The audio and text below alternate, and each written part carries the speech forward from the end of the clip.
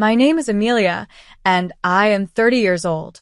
As I sit alone in my small apartment in Chicago, Illinois, my crutches leaning against the wall and the faint ache in my right leg pulsing, a thought keeps echoing in my mind. How did I become the invisible daughter in my own family? Growing up, my life wasn't marked by the kind of neglect movies often dramatize. There was no screaming, no abandonment, no outright cruelty. Instead, mine was a quieter kind of invisibility, wrapped in politeness, hidden behind favoritism. I was the firstborn, but you'd never know it. That title, that attention, that sense of being special, all of it belonged to my younger sister, Sabrina. Sabrina was beautiful in the way fairy tales describe, sun-kissed blonde hair, bright blue eyes, and a voice that flowed like music.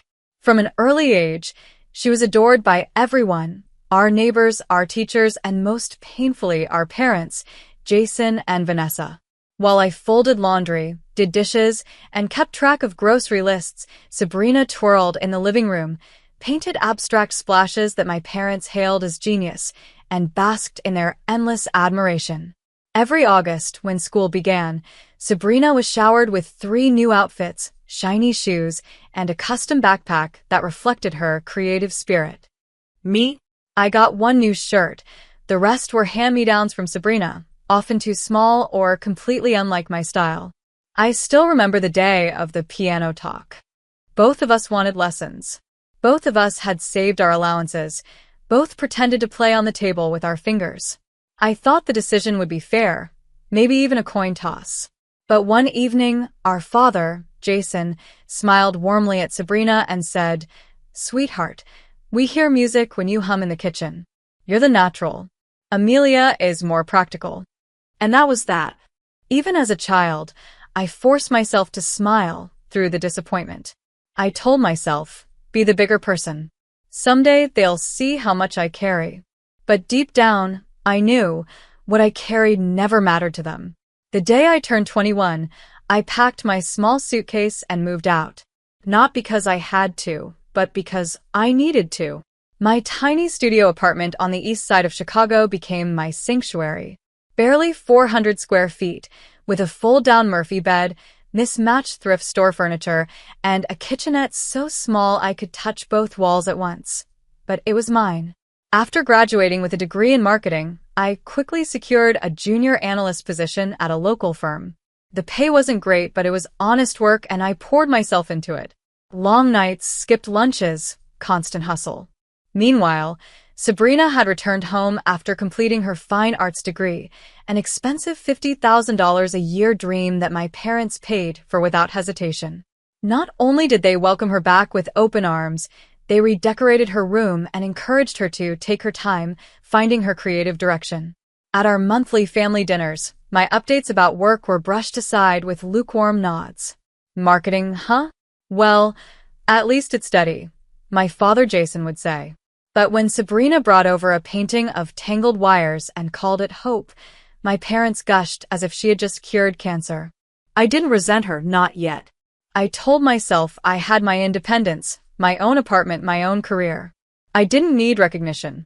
But I couldn't ignore the truth. Every spotlight, every proud smile, every cheer, it always belonged to Sabrina. One evening, after a long workday, I overheard my father Jason on the phone with the electric company. His voice was low, strained, almost pleading for a payment extension. That was when it hit me. Things at home were worse than they let on. Jason's construction jobs were slowing down, his back pain growing worse, and my mother Vanessa's part-time teaching gig barely covered groceries. Sabrina, of course, wasn't paying rent. She was finding herself. That night, I did something no one knew about. I logged into my bank account and set up a recurring monthly transfer of $4,000 straight into my parents' account.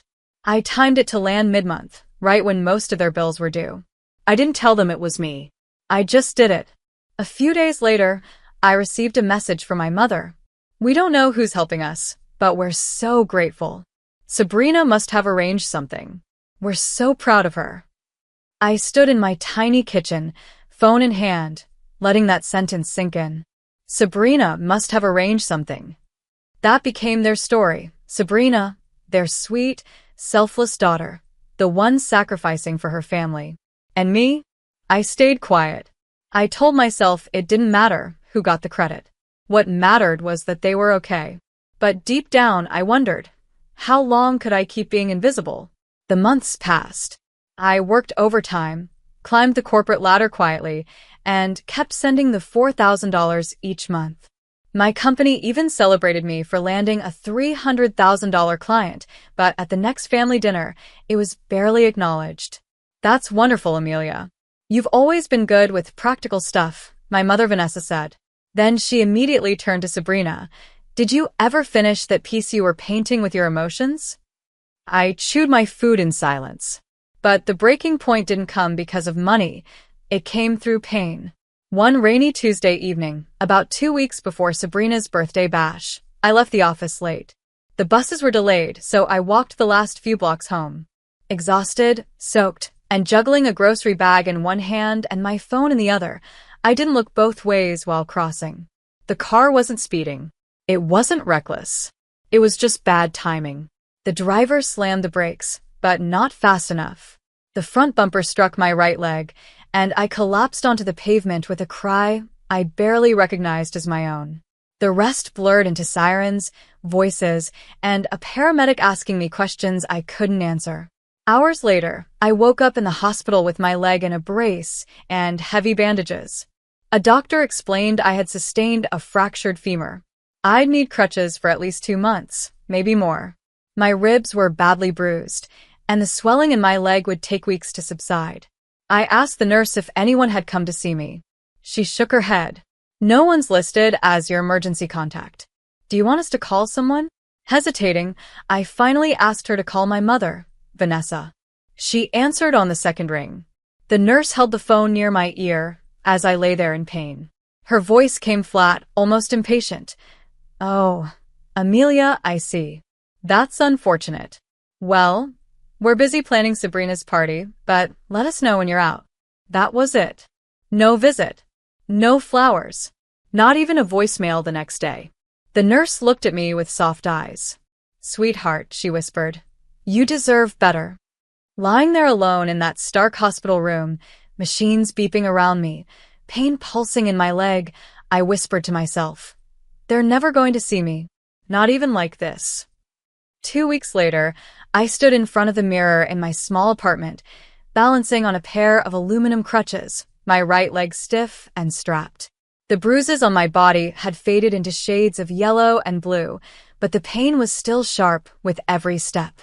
I debated not going, but I knew if I skipped, it would only fuel the narrative that Amelia is jealous of Sabrina. I couldn't give them that. So I went.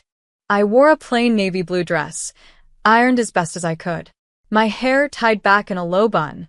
The gift I carried was modest, a $100 prepaid gift card, and a picture frame I'd found on sale. It wasn't extravagant, but it was everything I could manage after rent and the $4,000 monthly transfer I never missed.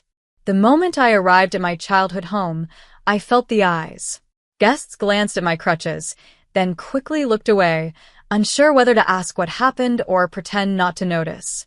Sabrina looked radiant as always, twirling in a designer sundress, her hair curled perfectly, surrounded by laughter and admiration. No one asked about my accident. No one asked how I was doing. Instead, I leaned on my crutches while helping Vanessa set out plastic utensils. My body ached, but I smiled and nodded, playing my part in the background. As the sun began to set, Jason clapped his hands. All right, everyone, time for gifts. We gathered around the decorated table stacked with Sabrina's presents, designer bags, jewelry, expensive art supplies. Mine sat near the bottom, small and unimpressive beside the others. Sabrina opened my gift with a polite smile. Thank you, Amelia. This is sweet. But then Jason reached down, picked up the envelope with my gift card, opened it, and read the amount. His smile vanished. Raising his voice loud enough for the entire yard to hear, he said, $100? That's all you gave your sister? Well, she's been supporting this entire family with $4,000 a month. The air shifted. Conversation stopped. All eyes turned toward me. My throat tightened. My heart pounded. And in that moment, I knew I couldn't stay silent anymore. My chest tightened as Jason's words echoed through the backyard. I swallowed hard, my crutches trembling slightly under my grip. Then, with a voice barely steady, I spoke. That money, it wasn't from Sabrina. It was from me. For 3 years, I've been sending you $4,000 every month. The silence that followed was crushing. Faces around me shifted, some shocked, others doubtful. Then Vanessa stepped forward, her expression twisting with anger. How dare you try to steal your sister's credit? What kind of person lies at a birthday party just to feel important? I opened my mouth to protest, but I didn't get the chance. Jason's hand shot forward. He ripped one of my crutches from beneath my arm. My balance gave way, and I collapsed onto the grass, my legs screaming with pain as I hit the ground. Gasps rippled through the crowd, but no one moved. Then Jason swung the crutch. First strike, it crashed down onto my shoulder with a sickening thud. Second strike, it slammed against the side of my head. Pain exploded, and my vision blurred as blood trickled warm down my face. I heard someone scream. Sabrina stood behind Jason with her arms crossed, a smirk tugging at her lips. Vanessa didn't stop him. She only muttered, "Maybe this will teach you not to lie." The world tilted. My body trembled, dirt mixing with blood beneath me. I lay there, dizzy, humiliated, broken. And then, "That's enough." The voice rang out, sharp and furious. My cousin Adrian shoved through the crowd, yanked the crutch from Jason's grip, and knelt beside me. His voice was steel. "She's bleeding. Someone call the police." But he didn't wait. He pulled out his own phone, dialed 911, and spoke with urgent clarity. "This is an assault. She's injured. I have it all on video." The backyard that had moments ago been filled with laughter now buzzed with chaos. Guests shifted uncomfortably, some slipping away, others pretending to be distracted. But Adrian stayed, his hand steady on my shoulder as blood dripped onto the grass. I could barely hold my eyes open, but I heard his voice, firm and protective, as he told the 911 operator. "She's been hit in the head with a metal crutch. She's conscious, but bleeding. I need an ambulance and police now." And for the first time in my life, someone had truly stood up for me. Within minutes, the sharp wail of sirens cut through the uneasy silence of the backyard. Paramedics arrived first. A young medic hurried toward me, crouching at my side. "Ma'am, can you hear me? Can you tell me your name?" My voice came cracked and weak. "Amelia." He nodded quickly. "Amelia, you've got a scalp laceration and likely a concussion. We're going to get you stabilized and to the hospital."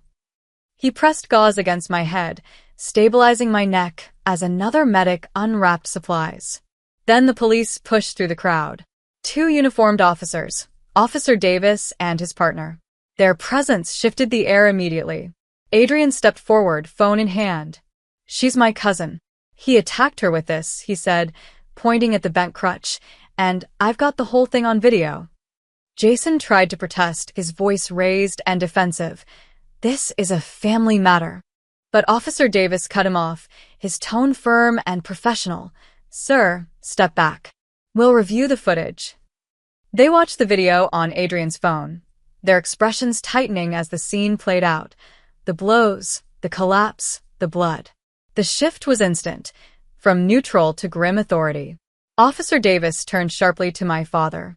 "Jason Walker, you are under arrest for aggravated assault with a deadly object. You have the right to remain silent." Gasps spread through the guests.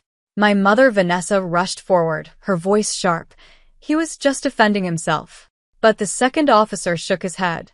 "Ma'am, you are being detained for aiding and abetting assault." Sabrina scoffed, arms crossed.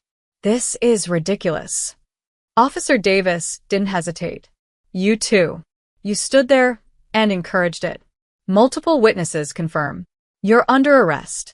And just like that, in front of everyone, my father, my mother, and my sister were handcuffed.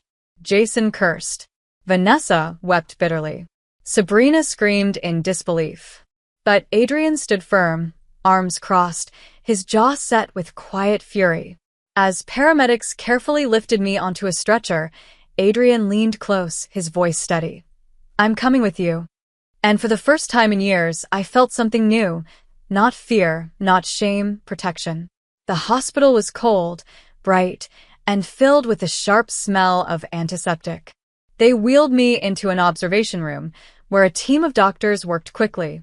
My head wound required several stitches, and the fall had aggravated my fractured femur, meaning I'd need to stay on crutches for at least another 6 weeks. My ribs throbbed, my body weak, but I was alive. Adrian never left my side. He sat near the window, brought me water and food, even spoke with nurses when I was too tired to answer. His presence was steady, protective, something I had never truly felt before. On the third morning, as sunlight streamed faintly through the blinds, he pulled a chair close to my bed. His voice was calm, but serious. "Amelia, I know this isn't easy, but I think it's time you got a lawyer." I nodded slowly. He was right. The police had already taken our statements, and Adrian's video was logged as evidence. But if I wanted justice, not just for the assault, but for years of neglect, financial exploitation, and emotional abuse, I needed proper representation. Adrian made a few calls and set up an appointment with Julia Collins, a respected personal injury and domestic violence attorney in Chicago. 3 days after I was discharged, still limping heavily on my crutches, Adrian drove me to her office. Julia greeted us with a firm handshake and eyes that radiated sharp intelligence. She wasted no time. "You have a strong case, Amelia," she said, flipping through the police reports, medical documents, and Adrian's video footage. Assault with a deadly object, witnessed by a crowd, backed by video, paired with hospital records. Very strong. Then she paused as Adrian slid another folder across her desk. My bank statements. The record of $4,000 monthly transfers for 3 years, $144,000 in total. Julia raised her brows, almost stunned. "You've been financially supporting them, and they gave all the credit to your sister?" I nodded quietly. "And then they beat me in front of 30 people. Julia leaned back in her chair, her voice firm, decisive. "We'll be filing both criminal and civil cases." "And Amelia," she met my eyes, "we're going to win." The following weeks blurred into a steady rhythm of preparation. With Julia's guidance, every detail of my case was carefully documented. She gathered witness statements from party guests, secured the full 911 call log, submitted Adrian's video footage, and included photographs of my injuries. My financial history, $144,000 sent over 3 years, was the final, undeniable piece. Meanwhile, my father Jason remained in jail, while Vanessa and Sabrina were out on bail, but awaiting trial. The community was divided. Some whispered in disbelief, unwilling to accept the truth about them. Others quietly reached out to me, admitting they had seen the favoritism for years. When the court date arrived, I walked into the courtroom on my crutches, my head held high despite the limp. Adrian sat directly behind me, steady as ever, while Julia stood at my side, her presence sharp and commanding. On the opposite side sat Jason, Vanessa, and Sabrina. Their faces were masks, Jason bitter, Vanessa tight-lipped, Sabrina blank with disbelief. I didn't meet their eyes. The trial itself wasn't long. The evidence was overwhelming. Adrian's video was played on a large screen, and the room fell silent as the sound of the crutch slamming against me echoed in the air. Medical reports confirmed the concussion, stitches, and aggravated fracture. My bank statements painted the years-long sacrifice. Witnesses testified that Vanessa and Sabrina had stood by and done nothing, some even claiming they seemed pleased. The 911 audio captured Adrian's unwavering voice as he reported the assault. When Julia addressed the judge, her words cut deep. "Your Honor, this is not just about an assault. This is about years of neglect, financial exploitation, and emotional abuse, culminating in a violent attack. Amelia has been the invisible daughter, silently supporting her family while they celebrated her sister. And when she finally spoke the truth, they responded with blood. The courtroom was so quiet, I could hear my own breathing. Finally, the verdict came. Jason Walker was sentenced to 4 years in state prison for aggravated assault with a deadly object. Vanessa Walker and Sabrina Walker were convicted of aiding and abetting. Each received 6 months in county jail, mandatory counseling, and a 2-year restraining order preventing them from contacting me. As the gavel struck, relief swept through me like a tide. For the first time, justice had been carved into the record of my life. On the courthouse steps, the sun broke through the clouds. Adrian walked beside me, his hand brushing mine.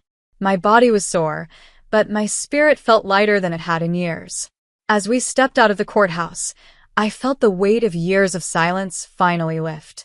Adrian guided me down the steps, careful of my crutches. We sat on a nearby bench, sunlight warming the cool Chicago air. For a moment, neither of us spoke. Then Adrian turned to me, his voice hesitant but steady. "Amelia, I've been holding this in for a long time. I love you.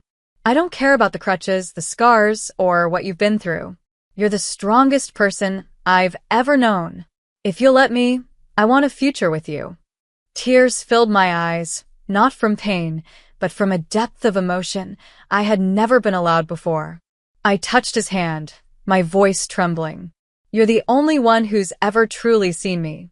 "Yes, Adrian. I want that future too." 2 months later, I walked, still with a slight limp, down the aisle in a quiet garden outside Chicago. I wore a simple cream-colored dress.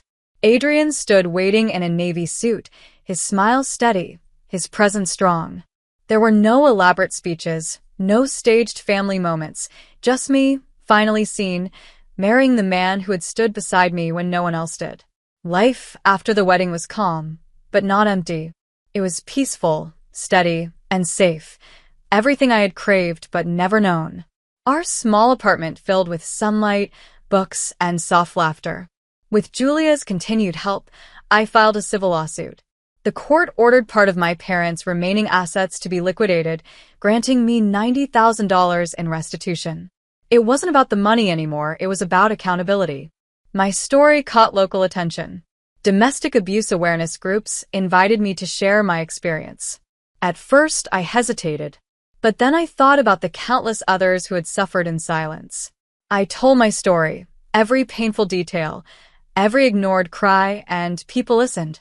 One day, while walking in the park with Adrian, now crutch-free but still with a faint limp, I received a message from a woman named Monica who had heard me speak.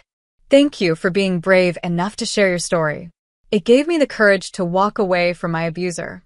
I'm finally free." I read it 3 times, tears welling in my eyes. I had survived. And somehow, my survival was helping others too.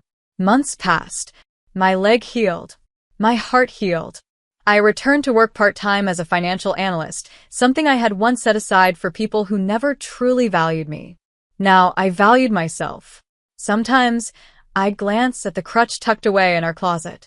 Not as a symbol of pain anymore, but of power. It had once been the weapon used against me. Now it reminded me of the day I stood up, spoke the truth, and finally reclaimed my voice. My name is Amelia. I am 33 years old now, and I survived my family. But more than that, I rebuilt my dignity, my strength, and my right to be loved. Thank you for listening to Amelia's story of strength, justice, and healing. If this story touched your heart or made you think, don't forget to like, share, and leave a comment with your thoughts. And if you want to hear more powerful stories that inspire and raise awareness, make sure to subscribe to the channel. Your support helps us continue sharing voices that deserve to be heard. Stay strong, stay aware, and we'll see you in the next story.